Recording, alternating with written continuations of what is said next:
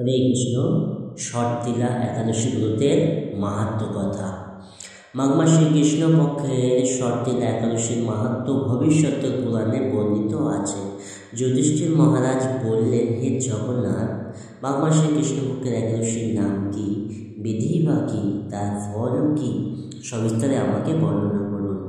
তদুত্তরে ভগবান বললেন, হে রাজন, এই একাদশী শর্তিলা নামে জগতে প্রসিদ্ধ। একসময় দালভ্য ঋষি মুনিশ্রেষ্ঠ প্রলস্তকে জিজ্ঞাসা করেন, মর্তলোকের মানুষেরা ব্রহ্মহত্যা, গোহত্যা, অন্যের সম্পদ হরণ আদি পাপ কর্ম দ্বারা নরকে গমন করে। যাদের দ্বারা নরক গতি থেকে রক্ষা পায় তা যথাযথভাবে আমাকে উপদেশ করুন। অনায়াসে সাধন করা যায় এমন কোনো কাজের মাধ্যমে যদি তাদের এই পাপ থেকে উদ্ধার করা যায় তবে তা আমাকে বলুন। পুলস্ত্য ঋষি বললেন, হে মহাভাগ, তুমি একটি গোপনীয় উত্তম বিষয়ে প্রশ্ন করেছ। মাঘ মাসে শুচি, জিতেন্দ্রিয়, কাম, ক্রোধ আদি শূন্য হয়ে স্নানের পর দেবেশ্বর শ্রীকৃষ্ণের পূজা করবে। পূজাতে কোনো বিঘ্ন ঘটলে কৃষ্ণ নাম স্মরণ করবে। রাত্রিতে অর্চনাতে হোম করবে। তারপর চন্দন, অগ্রুর, কর্পূর, শর্করা প্রভৃতি দ্বারা নৈবেদ্য প্রস্তুত করে ভগবানকে নিবেদন করবে। কুষ্মাণ্ড, নারকেল অথবা 100 গুয়াক দিয়ে অর্ঘ্য প্রদান করে কৃষ্ণ কৃষ্ণ কৃপালুস্তম গতিনাম গতি ভব ইত্যাদি মন্ত্র শ্রীকৃষ্ণের পূজা করতে হবে। কৃষ্ণ আমার প্রতি প্রীত হন বলে যথাশক্তি ব্রাহ্মণকে জল্পন, কলস, ছাতা, বস্ত্র, পাদুকা, গাভী ও তিল পাত্র দান করবে। তবে দানাদি কার্যে কালো তিল অত্যন্ত শুভ।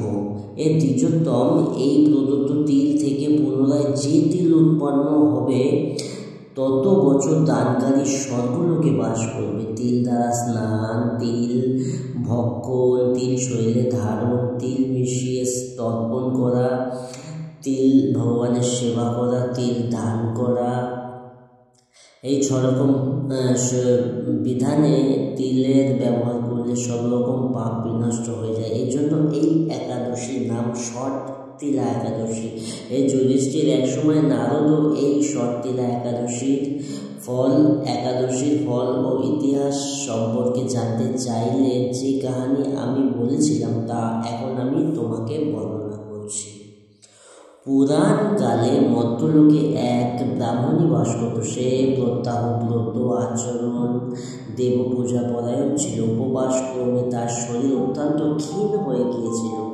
সে মহাসতী ব্রাহ্মণী অন্যের কাছে থেকে দ্রব্যাদি গ্রহণ করে দেবতা, ব্রাহ্মণ, কুমারীদের ভক্তি ভরে দান করত, কিন্তু কখনো ভিক্ষুককে ভিক্ষাদানে, ব্রাহ্মণকে অন্ন দান করেননি। এইভাবে বহু বছর অতিক্রম হলো। আমি চিন্তা করলাম, কষ্টসাধ্য বিভিন্ন ব্রত করার ফলে এই ব্রাহ্মণের শরীরটি শুকিয়ে যাচ্ছে। সে যথাযথভাবে বৈষ্ণবদের অর্চনা করছে, কিন্তু তাদের পরিতৃপ্তির জন্য কখনো অন্ন দান করেননি। তাই আমি একদিন কাপালির রূপ ধারণ করে তামার পাত্র হাতে নিয়ে তার কাছে গিয়ে ভিক্ষা প্রার্থনা করলাম। ব্রাহ্মণকে বললাম, ব্রাহ্মণী বলল, হে ব্রাহ্মণ, তুমি কোথা থেকে এসেছো, কোথায় যাবে তা আমাকে বলো। আমি বললাম, হে সুন্দরী, আমাকে ভিক্ষা দাও। তখন সে ক্রুদ্ধ হয়ে আমার পাত্রে একটি মাটির ঢেলা নিক্ষেপ করলো। তারপর আমি সেখান থেকে চলে এলাম। বহুকাল পরে সেই ব্রাহ্মণী ব্রতপ্রভাবে সশরীরে স্বর্গে গমন করল। মাটির ঢেলা দানের ফলে একটি মনোরম গৃহ সে প্রাপ্ত হল। কিন্তু হে নারদ, সেখানে কোনো ধান, চাল কিছু ছিল না।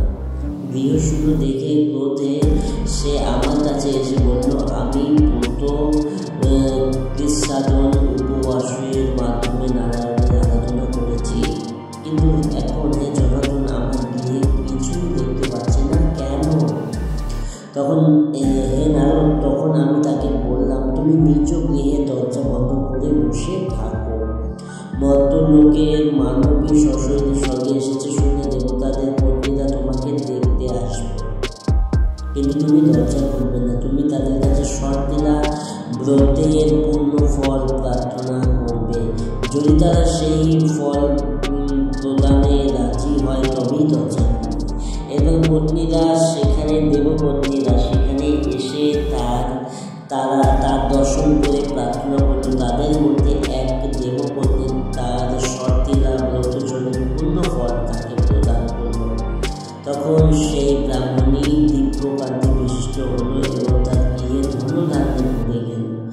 দ্বার উদ্ঘাটন করলে দেবপত্নীরা তাকে দর্শন করে বিস্মিত হল।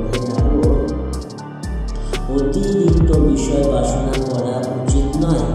বৃত্ত স্বার্থ অকর্তব্য। নিজ সাধ্যমতো তিল, বস্ত্র, অন্ন দান করবে। শর্তিলা ব্রতের প্রভাবে দরিদ্রতা, শারীরিক কষ্ট, দুর্ভাগ্য প্রভৃতি বিনষ্ট হবে। এই বিধি অনুসারে তিল দান করলে মানুষ অনায়াসে সমস্ত পাপ থেকে মুক্ত হয়ে বিষ্ণু লোক গমন করে।